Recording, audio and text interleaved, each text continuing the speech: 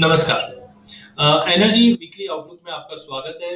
आज हम अगर मंथली आउटलुक की बात करें, बिकॉज़ ऑलरेडी हमने अक्टूबर मंथ क्लोज़ किया, नवंबर में हम एंटर कर चुके हैं, तो कच्चे तेल में हमने ज़बरदस्त 9% की गिरावट आती हुई देखी, जबकि इसके विपरीत नेचुरल गैस में हमने 18% की बड़ी तेज़ी आती हुई देखी। तो सबसे पहले अगर हम कच्चे तेल की अगर हम बात करते हैं, तो ज़्यादा करके माना ये जाता है जब भी लड़ाई जैसी सिचुएशन होती है, तो कहीं न कहीं कच्चे तेल को सपोर्ट मिलता है।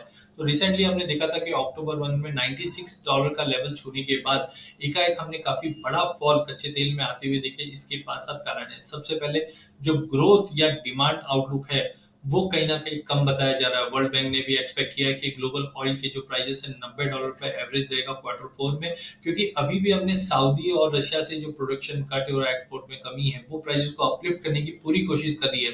बट उसके विपरीत अगर हम बात करें तो कच्चे तेल की इन्वेंटरी यूएस के अंदर बढ़ते हुए दिखाई दे रही है। गैसोलीन के भी जो स्टॉक है बढ़ते हुए दिखाई दे रहे हैं। यूएस के क्रूड आउटपुट की अगर बात करें तो अगस्त मंथ में रिकॉर्ड 13.05 मिलियन बैरल तक पहुंच चुका है।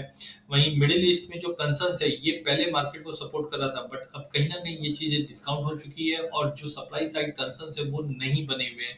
मीनवाइल हमने देखा ओपेक ने रेज किया है ऑयल डिमांड लॉन्ग टर्म के लिए, और साथ में कहा भी है कि medium term to long term demand robust रहेगी। बट उसके विपरीत हम चाइना से जो नंबर्स आते हुए देख रहे हैं, वो खराब होने की वजह से प्राइसेस में बड़ा फॉल आया है।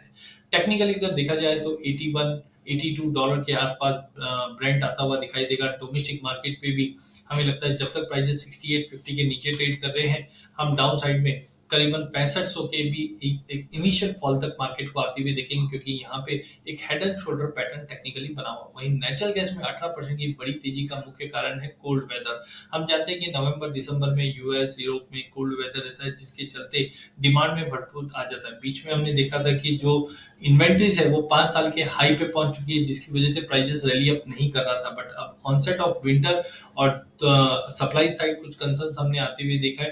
नेचुरल गैस की जो प्रोडक्शन है वो भी बढ़ते हुए दिखा है, लेकिन इम्पोर्टेंटली अभी जो जंप आ रहा है वो वेदर को लेकर आ रहा है, जो हो सकता है प्राइसेस को और आने वाले दिनों में सपोर्ट करेगा। ट्रेड पॉइंट ऑफ व्यू से अगला हफ्ता काफी इंपॉर्टेंट है। कच्चे तेल में इनिशियली फॉल और बढ़ सकता है, जो $82 तक का लेवल ब्रेंट या डोमेस्टिक मार्केट में 65-50 तक का इनिशियल फॉल हम देख पाएंगे।